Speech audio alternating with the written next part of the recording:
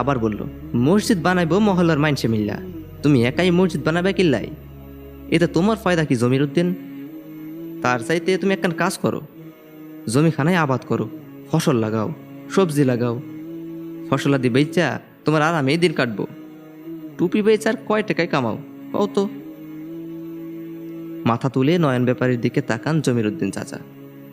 তার চাহনিতে স্বপ্নে ভর করে চলার এক অদম্য স্পৃহা। স্বপ্নকে জলাঞ্জলি দেওয়ার প্রস্তাব সেই স্পৃহায় যেন আগুন ধরিয়ে দিল। সেই আগুনের সবটুকু পারলে জমির উদ্দিন চাচার চোখ ফুঁড়ে বেরিয়ে আসে, কিন্তু আসে না।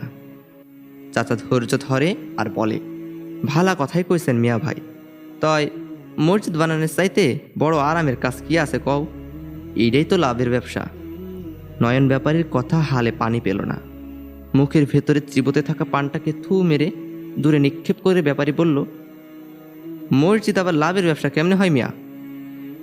জমির উদ্দিন চাচা হাসল, স্ফীত হেসে বলল, সব লাভ কি আর সহি দেহন যায় গো মিয়া ভাই?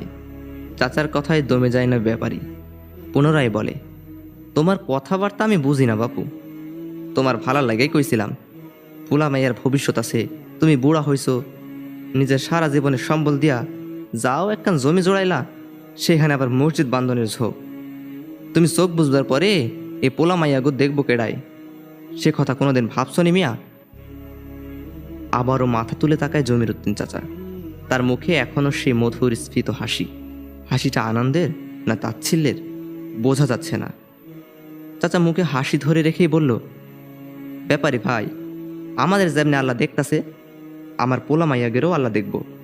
হাত পাও নিয়া যখন জন্মাইছে, আল্লাহর জমিনে তগ জন্য কি আর খাওনের অভাব হইব? আমার বাপে চইলা গেল এমনি কইরা, আমিও যাই, আমার পোলাপানও চইলা যাব ইনশাআল্লাহ। জমির উদ্দিন চাচার কথাগুলো গভীর মনোযোগ দিয়ে শুনলাম। বেশ নতুন কিছু কথা, এমন কথা আমার কিশোর মন এর আগে শুনেনি কখনোই। বলতে পারছি না। জমির চাচা ওখানে থেমে গেলে পারতেন, কিন্তু তিনি থামলেন না, বলে যেতে লাগলেন অনর্গল। আল্লাহ কুরআনে কি কইছে হনো নাই মিয়া ভাই? আল্লাহ কইছেন, যারাই আল্লাহর ওপর ভরসা করব, তাগো লাইগা আল্লাহ এমন জায়গা থেকে রিজিক পাঠাইব যা মানুষ চিন্তাও করার পারবো না। এইটাই আল্লাহর ওয়াদা। আল্লাহর ওয়াদা মিথ্যা হয় কও? আমি আল্লাহর ওপরেই ভরসা করছি। আমার সন্তানগুলোর জন্য আমার টুপি বেচার ব্যবসায়ী সই, ওই ব্যবসাতেই আমার যা আয় হয় তা দিয়াই আমি চলবো। আসমানের আয়োজন দুনিয়ার আবেশে আসমানের আয়োজনে।